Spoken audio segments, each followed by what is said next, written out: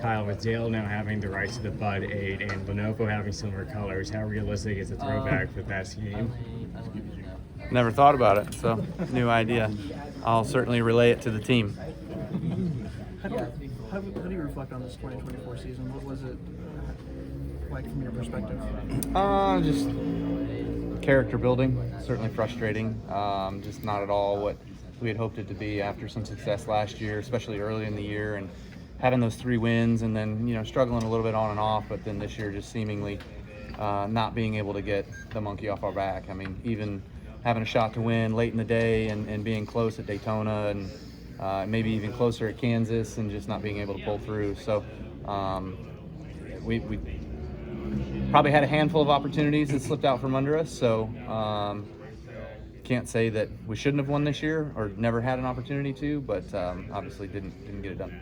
Do you have a Hail Mary or what was the tenor of the meeting today as far as NASCAR and their message about race manipulation?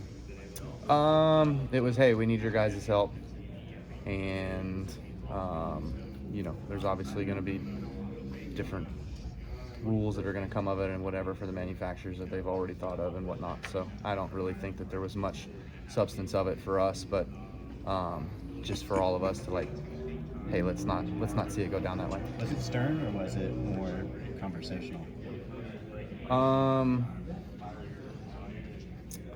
Well, I remember the days when you had Mike Helton who would stand up at a driver's meeting and be stern about it, right? So Mike wasn't there, so I didn't see it as a stern point being made, but it was one that was talked about. So, they're not yelling and screaming, but I don't think they're going to. So it's probably was meant a lot harsher than I took it. When it comes to the manufacturer involvement, though, is there much that they can do? Because Denny Hamlin was in here earlier and said this is going to happen in some form or fashion, regardless. I think we all are stakeholders in the sport, and we all effectively have our hands on the wheel, and we all have to take those chances and consequences. I recall there being times when I was coming down to, a playoff berth or a position of elimination or making it to the Final Four, and we all had our meetings ahead of time of understanding the game and what's at play and just being cognizant of all of that ahead of time. And I feel like that all those teams have those meetings, and so I think that those meetings will continue. So it's just about being smarter about exactly what's said and exactly what's done. Is it time to change the system or the format to help prevent some of this stuff?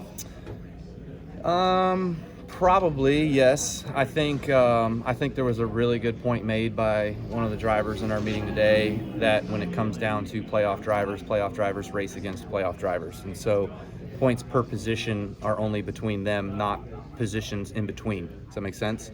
So I think that's probably the easiest, fairest way to do it. But honestly, too, when you have there's pros and cons, right? If you're a guy that's got 35 playoff points and you're going into the final round of eliminations, well, 1 point per position when you're only fighting 8 guys, it's going to be really hard for any of those to really change hands. But honestly, that's what the whole season's for, right? That's what making those points are, and how meaningful those are, how important those are.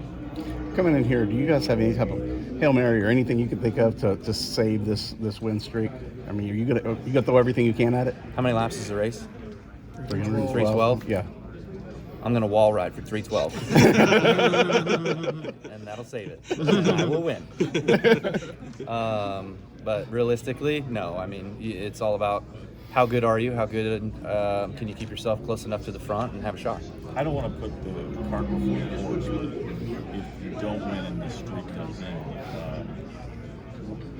what does that streak mean to you and that accomplishment? I'm sure in the moment, I understand one of the athletes be pissed off that can't continue and frustrated, but my God, what has been done in 19 years? Do you see it that way? Yeah, no, I mean, I would have much rather it been, if I'm going to run 6-7 more years, it lasts 25, 26 years and just make it a mark that will never be achievable, right? But unfortunately, those things didn't happen, and things changed for me a couple years ago, and I was grateful to be able to extend the streak last year and make it my own, but honestly, for there being guys that are at 17 and one guy was at 18 and now one guy at 19. It's hard to put that many good years like that together in a row, and it's difficult. So Do you think it'll ever be broken? I don't know who's closest right now. Do you know? No, I don't know. I don't know. So maybe.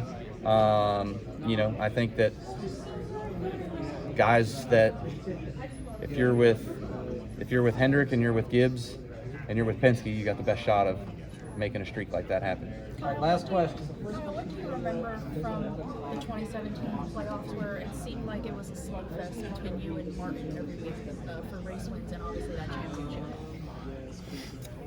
Well, the way you're describing it sounds really exciting.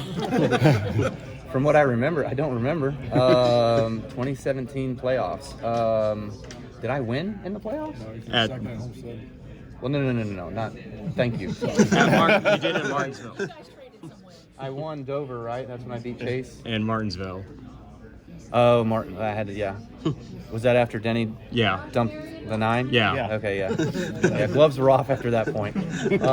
So yeah. Okay. That was fun. There was some good moments in that one, and then the defeat.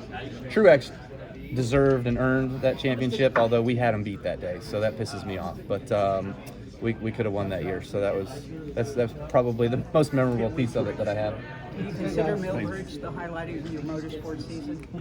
Yeah, I mean, winning some races and being in my own stuff and having my own guys and racing with Brexton and winning a championship. I mean, it's not necessarily the Cup Series talent pool that you're going up against, obviously, but it's still fun to get out there, and we really weren't going to focus on it or have that as a goal until about June when I was leading the points, and it was like, oh well, hell, I guess I got to make all the races. So we then made it a point after the fact.